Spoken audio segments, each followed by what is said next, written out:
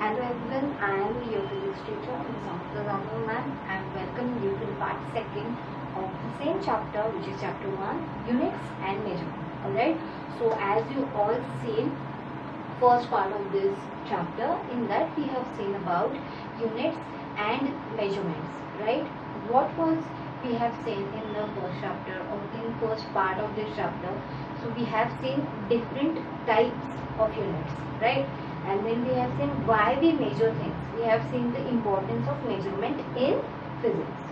Okay, so after studying all the types, which are two types, first one is fundamental and second one is derived units, right? After seeing both the types of unit, there is one more type of unit, which is rather than basic and rather than fundamental or derived. So which are they?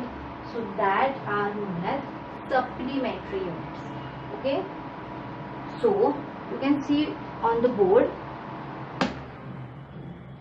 you can see the diagram on board. There are two diagrams which is distinguished between plane angle and solid angle. So the supplementary angles are in two ways. First one is plane angle and second one is solid angle. So first we'll see plane angle. So plane angle is denoted by d theta. Okay, so why we have written d over here? We can only say theta, right? Because it is an angle. But d denotes it is in very smallest amount. Angle which is subtended is smallest one. So we have denoted that by d. So the first one is plane angle, which is d theta. Now how to describe this plane angle? So you can see a diagram over here in which you can see a circle is there.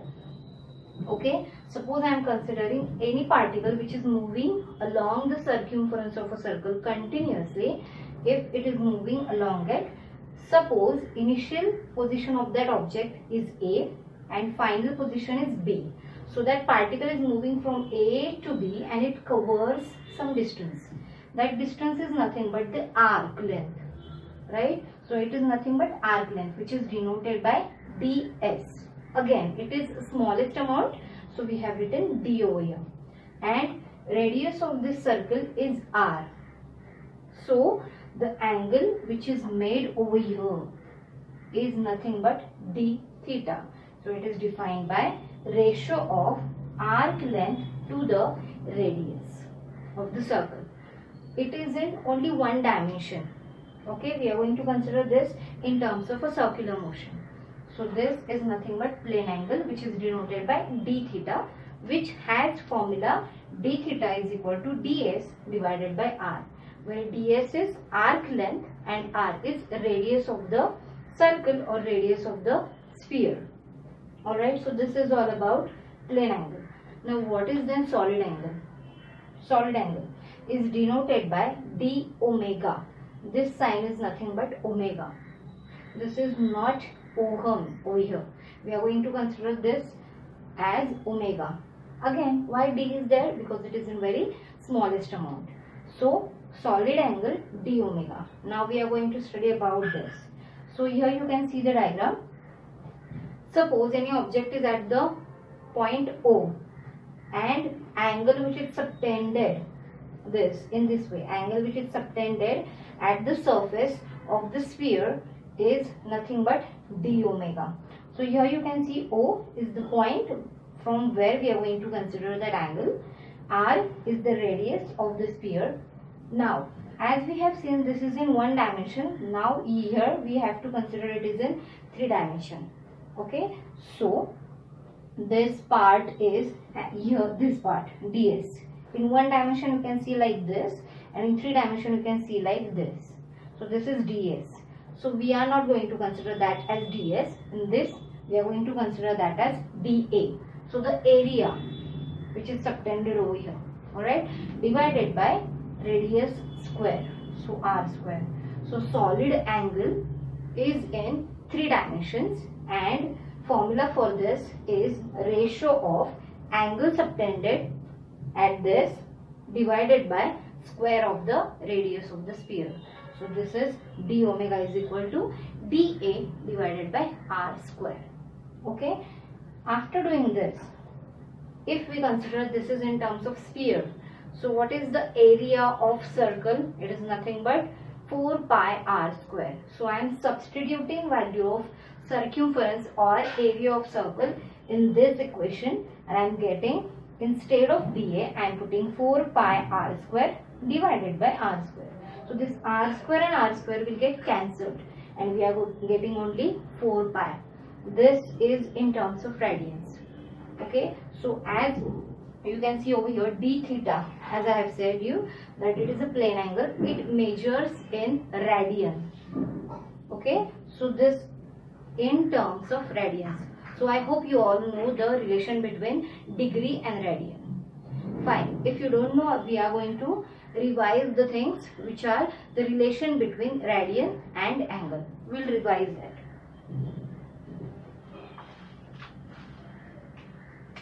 Okay. So the next point that we are going to see is relation between radian and degree. Angle means degree, I want to say. Okay, that is not angle, that is degree. So we will see the relation between them. So what is the relation? If I am considering radian, which is 1 radian, that can be written as 1 radian. It should be raised to c. Okay, so 1 radian is equal to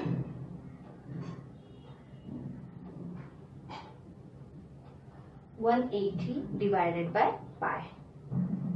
Okay, so if I substitute the value of pi over here, you will get like this: 180 divided by 3.1.14. You can write either 1.14, 3.14 or 3.1415 is there. Okay, then we will find out this value later. Now, as we have seen the relation between radian to degree, the answer that we are getting will be in terms of degree itself. Alright, and the value is 57.297.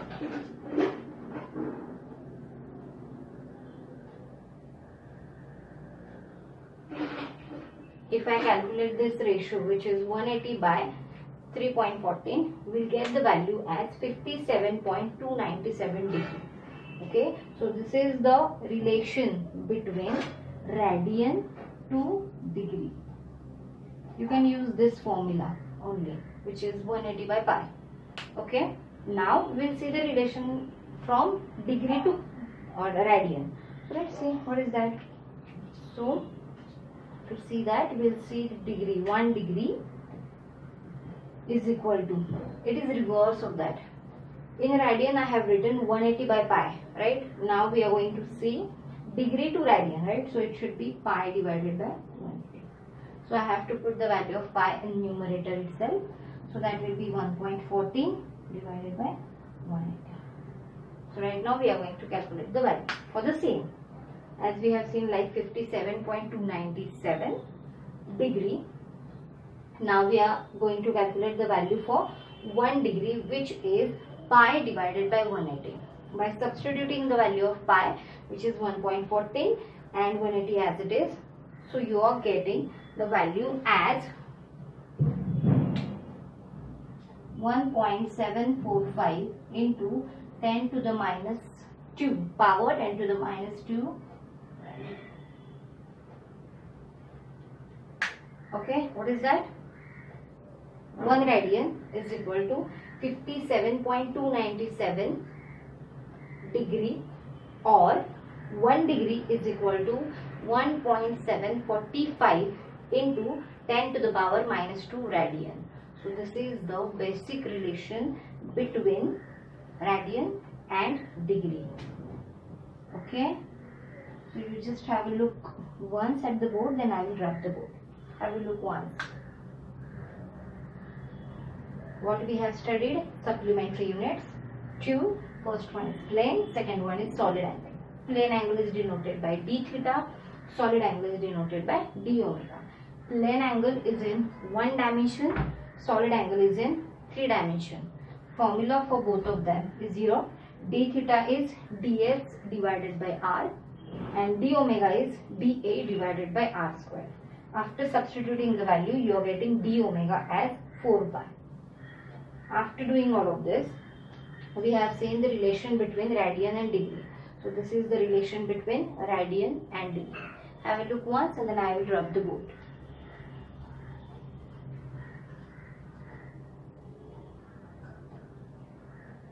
Okay. So after studying all of this, we are going to see some rules to follow while writing a unit. So in yesterday part, we have seen, I told you that there are some rules to follow while we are writing some kind of unit. They either fundamental or derived unit, but we have to follow some rules to write them. So we are going to see the rules for the same. There are many rules to follow, some of which you must have seen or you must have heard, but some is new for you all. Okay, so we are going to see all of them. I will write all the rules on the board.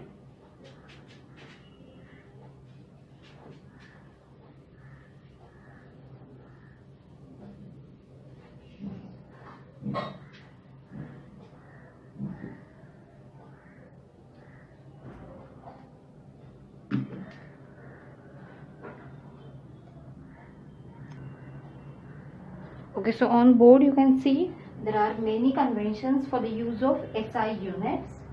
That means there are so many rules. You can see over here 7 rules I have written on the board, by which you are going to study all of them and you are going to use all of them while you are writing any kind of unit after any physical quantity.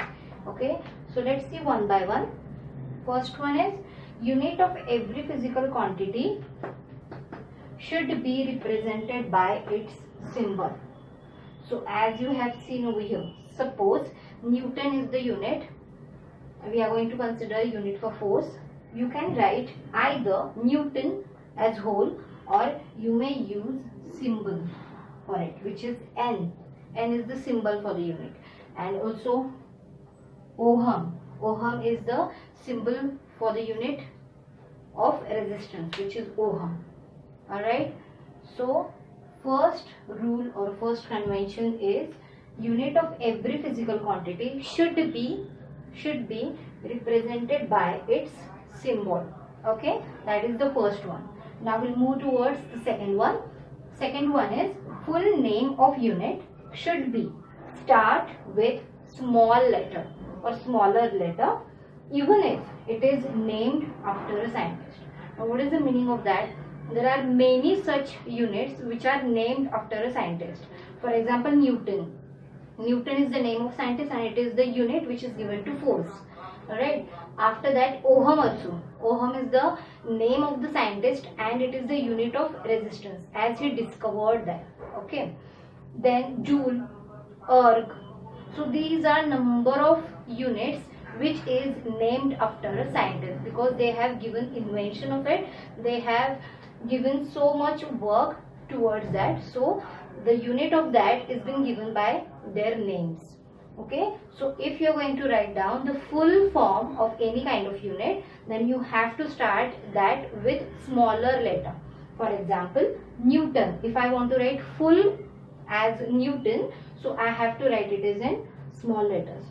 As you all of you know, if I start a name, then I have to write with a capital letter, right? So if I am writing Amruta, so that should be capital A, M-R-U-T-A. M-R-U-T-A should be in small letter. But in this case, while we are studying in units, this is not the correct way.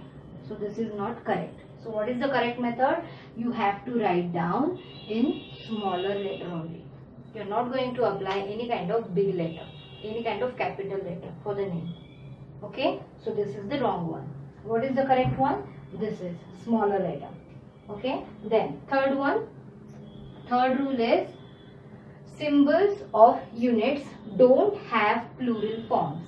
That means if I am saying 1 kg and 100 kg, both are same. They are not in plural form. Means 1 kg and 100 kgs. I cannot write 100 kgs. Okay, so plural form of any unit or symbol of unit is not possible. It is not there. So I have written the same example over here. 1 Newton and even 100 Newton. You cannot give newtons to it. It is not right. Okay. So 1 Newton and 100 Newton. It will be correct. 1 kg, 100 kg. 100 kgs you cannot write. You cannot give s to anything because plural form is not possible. Plural form is not there for the symbol of units. Then, fourth one. Don't give full stop after any unit. If you are writing any kind of unit, if you are writing a statement with a unit, you cannot put a full stop after any kind of unit. Suppose I am writing a statement as I carried 100 kg of fruit, or I have fruits of 100 kg. So after 100 kg, I cannot put a full stop, even if it is the end of the statement. Okay, so this is not be there. Full stop after unit is not allowed. Okay, so this is the fourth one. Then fifth one. Write units in only one ratio. What is the meaning of in only one ratio? So as you have seen in the last part of our units and measurement, in the first part, that we have seen derived units, right? So in derived units, we have derived unit. We have derived the formula and then we have put a formula, we have put a unit in that and we get the unit, which are consisting of many more fundamental units. Alright, suppose if we are considering this as joule per kg Kelvin. Joule is the unit of energy, kg mass, Kelvin temperature.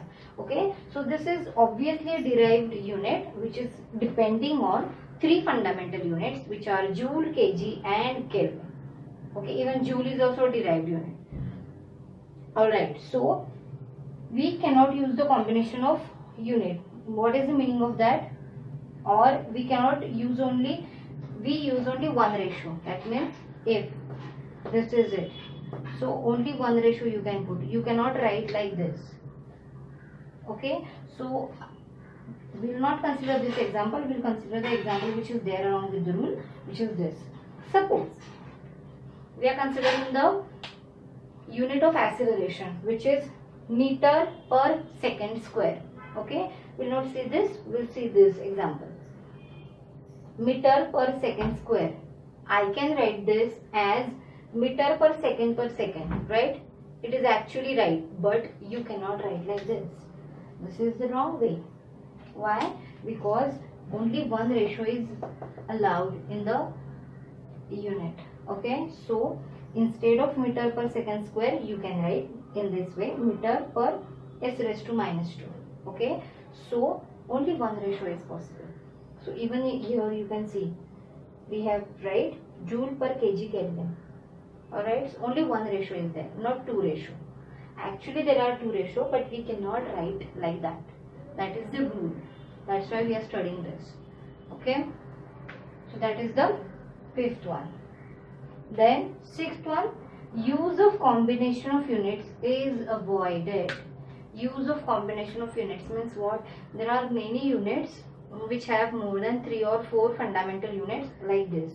Right now we have discussed joule per kg Kelvin. Alright, so they are having 3 units. Okay, so follow one same rule for all of them. For example, if you have to write down the symbol only, then all of them should be written in the form of symbol. And if you are writing a full form of them, so write full form for all of them. But avoid that. Why to waste time? You can write like this only, joule per kg Kelvin. Why to write joule, Joule, per kg, per Kelvin? You have to write down the Kelvin also. Kelvin is also the name of scientist, so you have to write Kelvin in full form like Kelvin. It should be in smaller because the name of scientist is Kelvin, who discovered many of the rules regarding temperature. Okay, so what is the sixth one? Use of combination of units is avoided. Okay, you have to follow the same one. This is not the right one. So I have written the wrong one also and I have written the right one also, so that you will come to know the exact idea about all the rules. Fine. Then I hope you are getting all these things. 7. A prefix symbol is used before unit. What is prefix symbol? Suppose I am writing 1 meter or 1 centimeter. So prefix of that may be Newton meter or micrometer. So nu, nanometer or mu is nothing but the prefix. So that should be before unit symbol. Okay, so I have written over here. Before meter I have written the mu. Before meter I have written n, which is nano. So the conversion is being given over here. Don't use combination of this. Suppose 1 nanometer is given as 10 raised to minus 9. You can write in other form also. Don't use that. Don't ever try to use that. Just remember like this only. Okay. So these are the 7 conventions for the use of SI unit. So you have to follow all the rules while you are writing any kind of unit for any physical quantity, for whole year and for whole life also. Okay. So remember all of this. I will keep it for 2 minutes. You just have a look at once and then I will rub the board. Okay.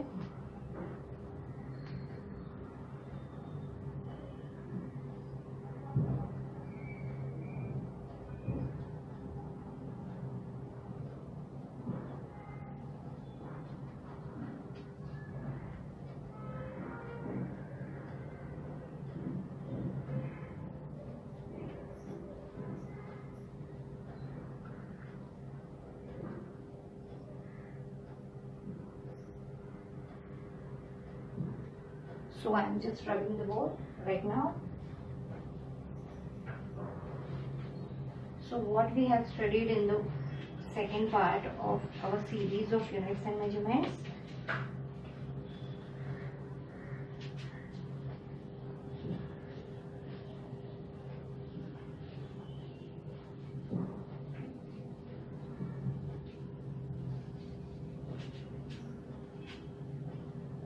Okay, we are going to revise all the things again.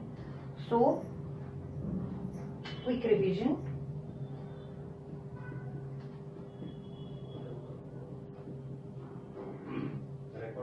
In 2 parts. What we have seen? Units, their types, which are fundamental and derived. This we have seen in first part. Then rules, supplementary units also we have seen before moving towards that. Supplementary units.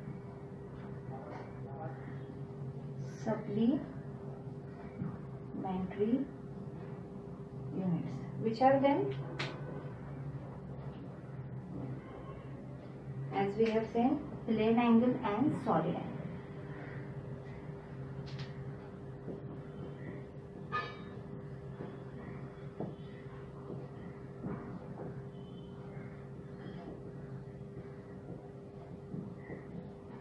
Okay, so about units we have seen like this, and even rules or conventions that I have told you.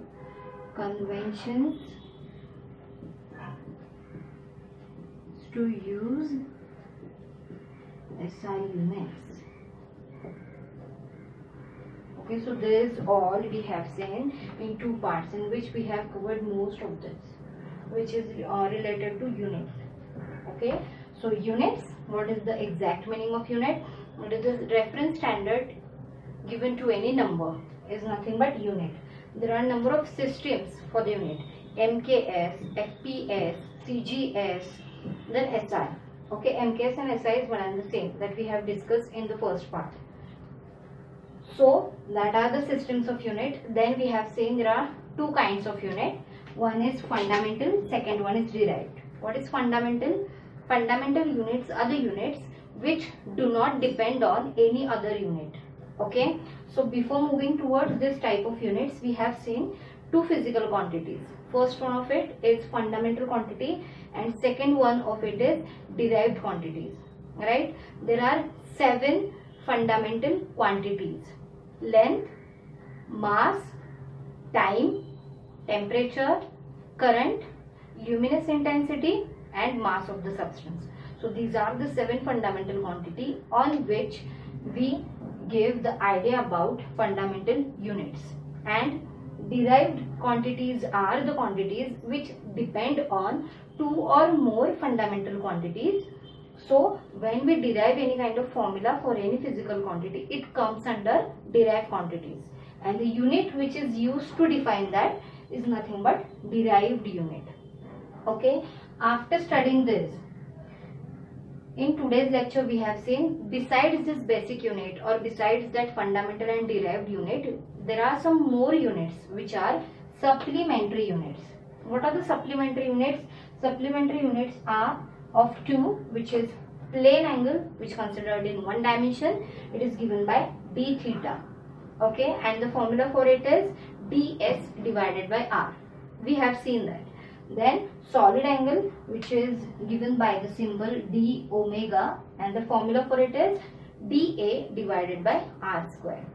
Okay, so both we have seen, which is supplementary units. So this is all about types of unit. Okay, then how to write the units.